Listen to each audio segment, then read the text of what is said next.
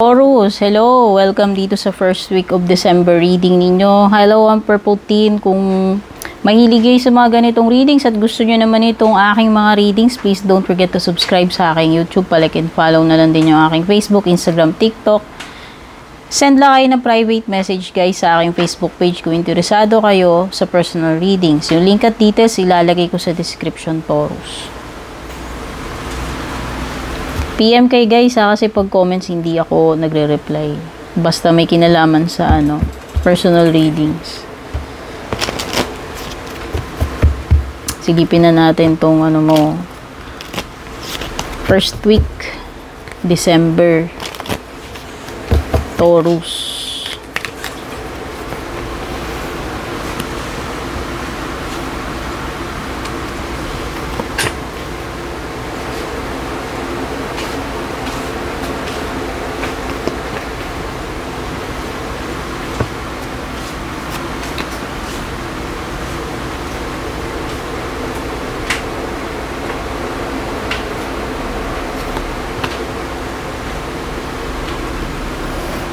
Okay, so ang overall energy mo ay 2 buwans. Pagpaplano, preparation. Hindi ko alam po, pero parang meron kang pinaghahandaan para dito sa first week ng December mo, Taurus, kung ano man yung tinutukoy dito, no? Parang pinag-iisipan mong mabuti, pinagpaplanuhan. Kaso ang pinaka-challenge sa iyo is etong Three of Swords, which is mukhang merong dito yung someone na ibibetray ka niya. Hindi ko alam. Pwedeng babalik ka, didi-disappoint ka. O mukhang ang problema mo ito itong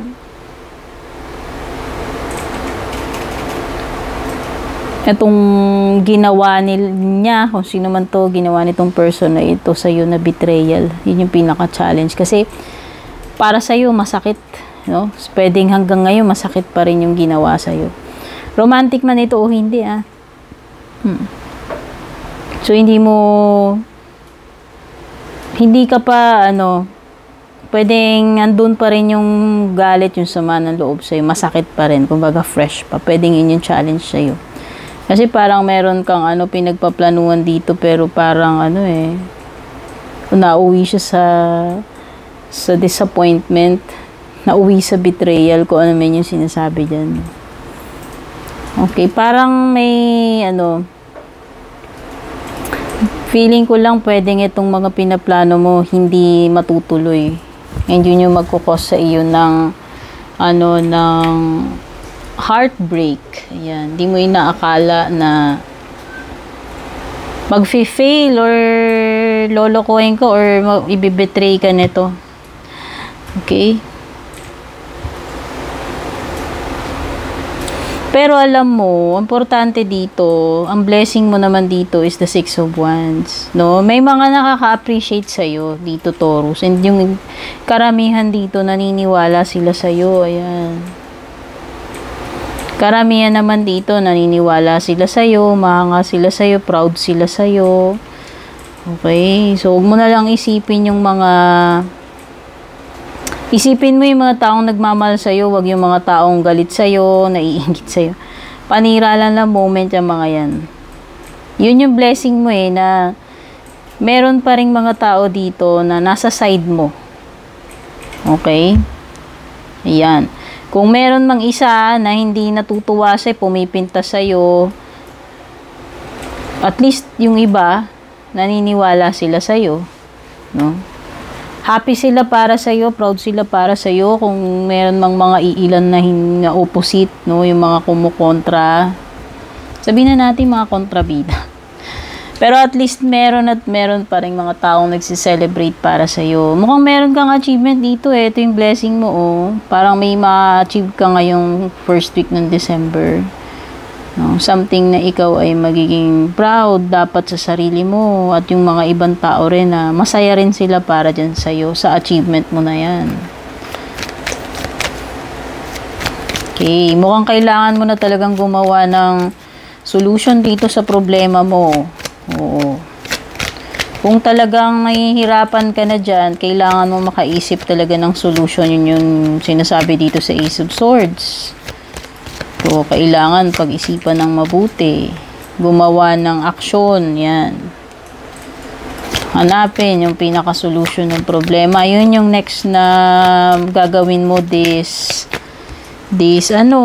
first week of December.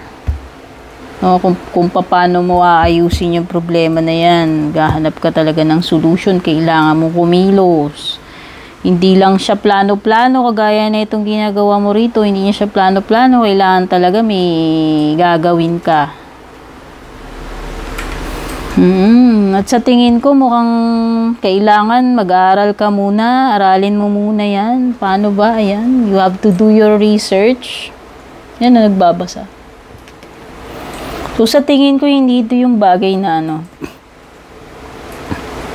instant. Sa tingin ko, may mga dapat ka pang matutunan, alamin, pag-aralan, i-research dito. Okay, yun yung magiging outcome. So, sa ending nito is, aaralin mo pa rin siya. No? Hindi siya pwedeng makuha ng biglaan. Kailangan mo munang alamin yung pasikot-sikot, training, kung kailangan mo ng training o experience, yan yun. So, ano pa yung mga posibleng paparating sa'yo first week?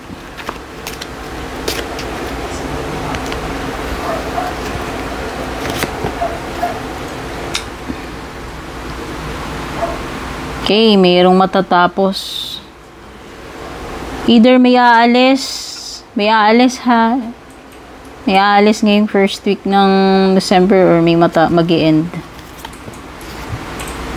Waiting for news. Ayan, baka may naabang-abangan ka. Package, balita o sulat. Ayan, itong first week baka dumating na yan, yung ine-expect mo. Beware of greed, Taurus. Huwag masyadong magpaghangad ngayong first week ng December. Yan yung reminder sa iyo.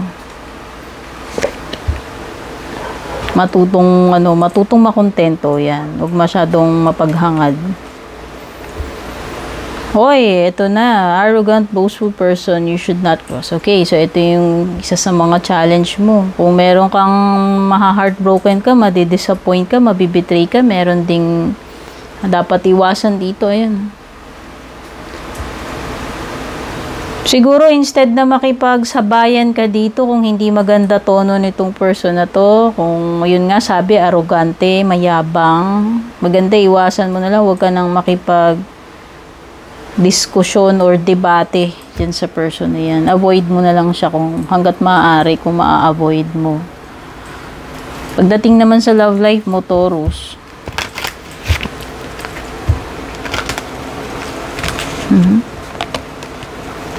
tumudulas yung ating cards.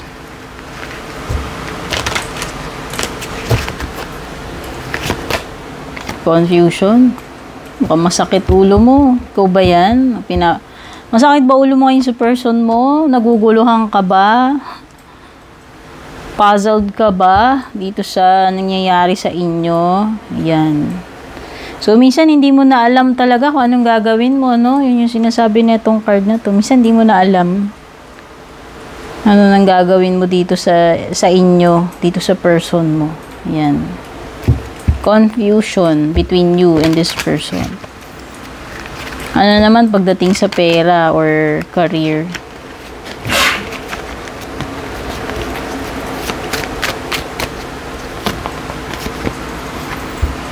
Death.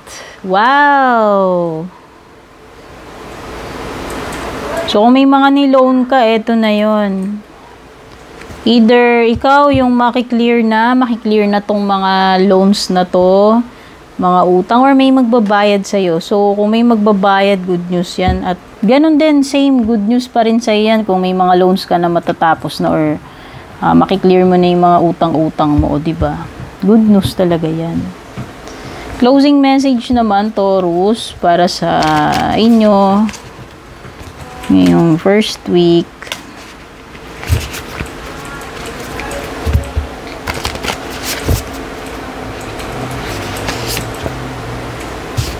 Diba?